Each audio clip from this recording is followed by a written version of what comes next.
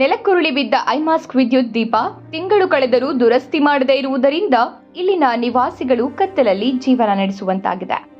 ಹೌದು, ಇದು ಚಳ್ಳಕೆರೆ ತಾಲೂಕಿನ ಸೋಮಗುದ್ದು ಗ್ರಾಮ ಪಂಚಾಯಿತಿ ಕೇಂದ್ರ ಸ್ಥಳದಲ್ಲಿ ಕರ್ಲಹಟ್ಟಿಯಲ್ಲಿ ಅಳವಡಿಸಿದ್ದ ಹೈಮಾಸ್ಕ್ ಬೀದಿ ದೀಪದ ಕಂಬಕ್ಕೆ ದಿನಾಂಕ 22/6/2024ರಂದು ಜೆಸಿಬಿ ಯಂತ್ರದಲ್ಲಿ ಕೆಲಸ ಮಾಡುವಾಗ ಹಿಮ್ಮುಖವಾಗಿ ಚಲಿಸುವಾಗ ಐಮಾಸ್ಕ್ ವಿದ್ಯುತ್ ಕಂಬಕ್ಕೆ ಡಿಕ್ಕಿ ಹೊಡೆದ ಪರಿಣಾಮ ನೆಲಕ್ಕೆ ಉರುಳಿ ಬಿದ್ದಿದೆ.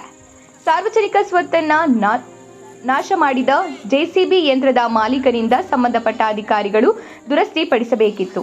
ಹಾನಿ ಮಾಡಿ ಸುಮಾರು 1 ತಿಂಗಳು ಕಳೆದರೂ ದುರಸ್ತಿಪಡಿಸದೇ ಇರುವುದರಿಂದ ಹೈಮಾಸ್ಕ್ ವಿದ್ಯುತ್ ದೀಪ ನೆಲದಲ್ಲಿ ಧೂಳು ಮುಕ್ಕುತ್ತಿದೆ. ಇದರಿಂದ ಇಲ್ಲಿನ ನಿವಾಸಿಗಳು ಕತ್ತಲಲ್ಲಿ ಜೀವನ ನಡೆಸುವಂತಾಗಿದೆ. ಜೊತೆಗೆ ವಿಷಜಂತುಗಳ ಭೀತಿಯೂ ಎದುರಾಗಿದೆ. ದುರಸ್ತಿಪಡಿಸುವಂತೆ ಗ್ರಾಮ ಪಂಚಾಯಿತಿ ಅಧ್ಯಕ್ಷರಿಗೆ ಹಾಗೂ ಸಂಬಂಧಪಟ್ಟ ಅಧಿಕಾರಿಗಳಿಗೆ ಲಿಖಿತವಾಗಿ ದೂರು ನೀಡಿದರೂ ಯಾವುದೇ ಪ್ರಯೋಜನವಾಗಿಲ್ಲ ಎಂದು ಇಲ್ಲಿನ ನಿವಾಸಿಗಳು ಆರೋಪಿಸಿದ್ದಾರೆ. ಈಗಲಾದರೂ ಸಂಬಂಧಪಟ್ಟ ಅಧಿಕಾರಿಗಳು ಹೈಮಾಸ್ಕ್ ವಿದ್ಯುತ್ ದೀಪದ ಕಂಬಗಳನ್ನು ಸರಿಪಡಿಸುವರೇ ಕಾದು ನೋಡಬೇಕಾಗಿದೆ.